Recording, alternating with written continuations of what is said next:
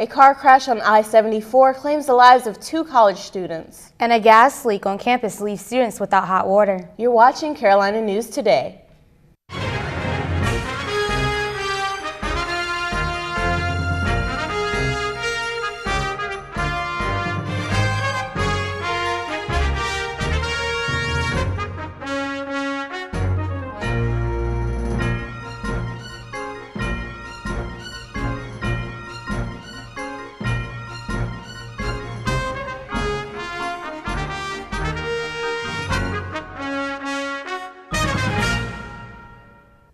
The annual Miss UNCP pageant was held last Thursday.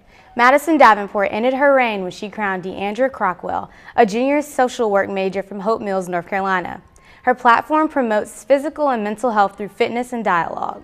Deandra will receive a $2,000 scholarship, free on-campus housing, and a meal plan for 1 year.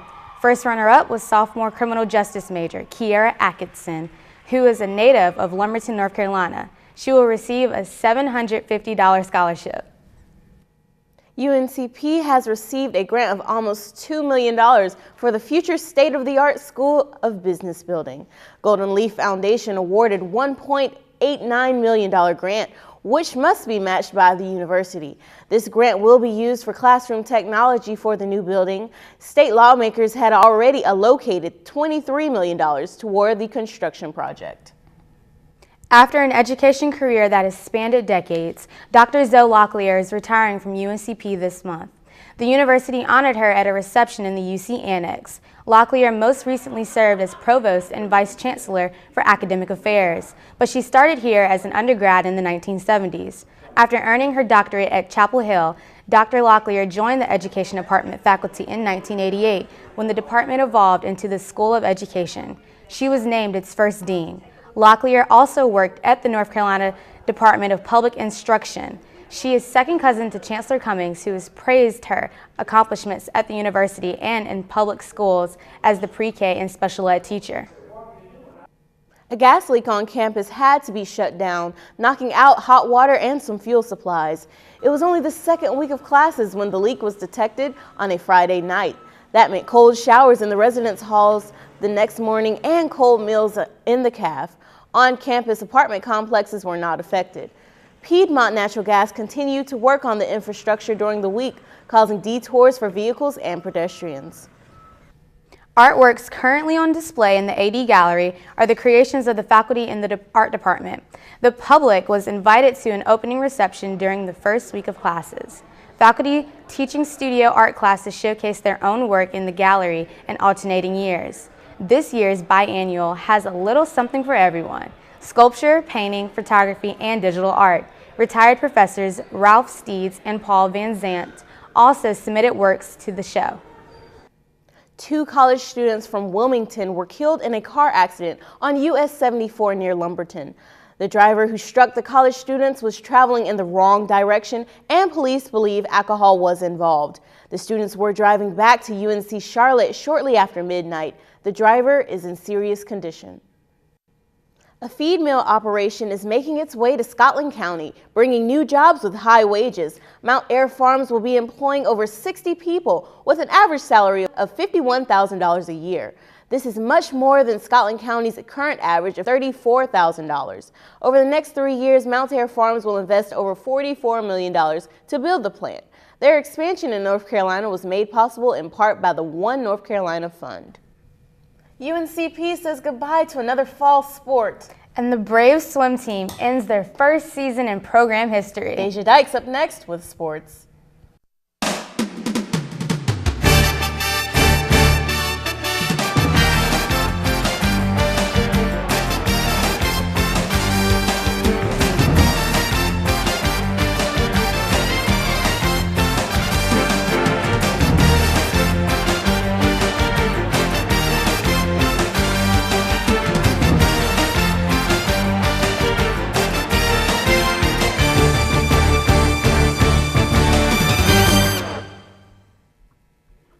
On the day classes started for the new semester, athletics made an announcement to discontinue one of the sports programs here at UNCP. Reporter Ashley Wood has the details. Many changes have been made to the athletic department at UNCP over the past 2 years. The university has seen the men's golf team get cut as well as the women's tennis team due to budget concerns. And now UNCP says goodbye to yet another athletic program, men's soccer. The goal is that you would never cut a program, particularly one with history like men's soccer had here. But that goal swiftly changed early January when Dick Christie made the announcement that the men's soccer program would be cut. Totally a financial decision. We had an independent budget committee that kind of reviewed our situation, and when it was truly critical, and we realized that in late December, we felt it was best to notify the team as quickly as possible.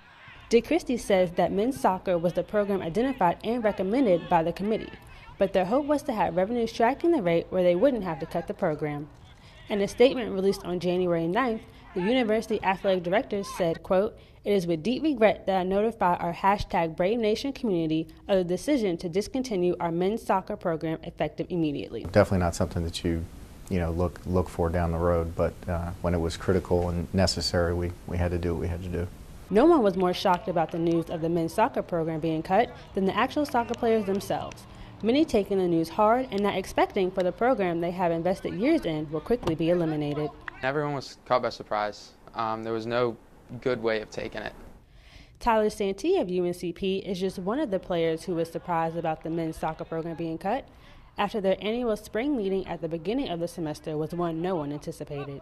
We all go into a classroom, they come in, we're expecting just our normal spring season meeting, and Dick Christie comes in, he looks really upset, kind of sick to his stomach, and he basically says there's no nice way of saying this, but that we no longer sponsor a program. Tyler says the team didn't know how to react to the news, feeling lost and unprepared. The first couple of days of the announcement was trying to take everything in, Tyler says, and to get used to the fact they didn't have a team anymore.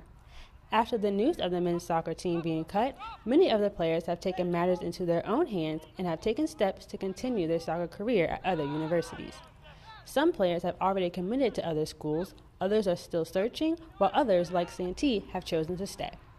Dick Christie says players that wish to stay are welcome to do so and will honor all of their scholarships. As challenging as this is for our alums and a lot of key people that support our programs, I think everybody's been really understanding when they hear the facts that we're committed to excellence for all of our teams, and if we're going to do that, we've got to make sure that we can sustain it financially. The men's soccer team ended their season with a 5-11 record and participated in the PBC quarterfinals, but fell to Lander 4-0. For Carolina News Today, I'm Ashley Wood. The Super Bowl was this past weekend with the New England Patriots against the Atlanta Falcons. And to celebrate the weekend, the Resident Hall Association, Student Involvement and Leadership, and the UC came together to host a Super Bowl weekend for the students on campus. Hundreds were in attendance and enjoyed watching the game with friends. RHA hosted a game viewing party in the University Center Lounge where students could watch the game and join in on the festivities of the event while engaging in tons of free food. Whether students were watching the game or just enjoying the environment, students on campus were able to participate in the fun. The UNCP softball team hosted an invitational this past weekend, ending the tournament with a 3-2 record to start the season. The Lady Braves opened up season play with a win against Kutztown, sliding past the Golden Bears 4-1, but dropped a 7-3 tilt to Shippensburg in the second game of the invitational. The Black and Gold once again played Shippensburg to end the invitational, but this time beating the Raiders 6-1. The Black and Gold will hit the road February 9th when they play Queens, North Carolina. The baseball team also opened up season play this past weekend when they played Mount East Conference champions Shepherd. The Braves powered past the Rams 12-1 in the first game of the season, but fell to the Rams 9-3 in the second matchup.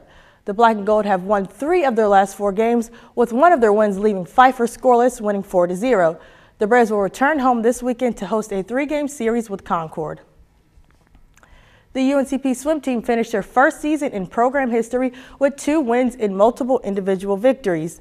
The Lady Braves finished their season with a 2-12 record, with one of their wins being against Greensboro College, winning 78-63 at the Greensboro Tri-Meet. Here they are swimming against St. Andrews over in Laurinburg. The second victory of the season came at the last meet when they beat Warren Wilson 88-47 in the Mars Hill Invitational.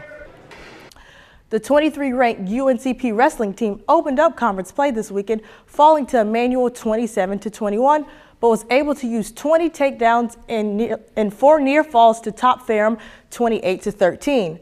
Earlier this week, the Black and Gold flew past Coker, winning 36-6. It was a second straight win for the Braves, who extended their record to 5-6. The wrestling team will be at home February 13th when they take King in conference play. The golf team traveled to Georgia this past weekend when they participated in the Barton Invitational at Kiwa. The Lady Braves finished third in the opening day of tournament, firing for 302 10 shots behind the leader Montevallo. The Black and Gold ended the Barton Invitational falling into a tie for 7th place with Converse, where the Braves were 1 stroke off from their first round score. The Lady Braves will return to action February 20th and 21st at the Lady Golf Classic. Well, that's it for me. Back to the studio. And that's it for us, but I realize Valentine's Day is coming up next week. Hey, do you have any big plans? Yeah, my boyfriend is actually going to come into town. What about you? Oh, I'm going to snuggle up by myself because I'm by myself. Amen. Thanks for watching. We'll see you next week.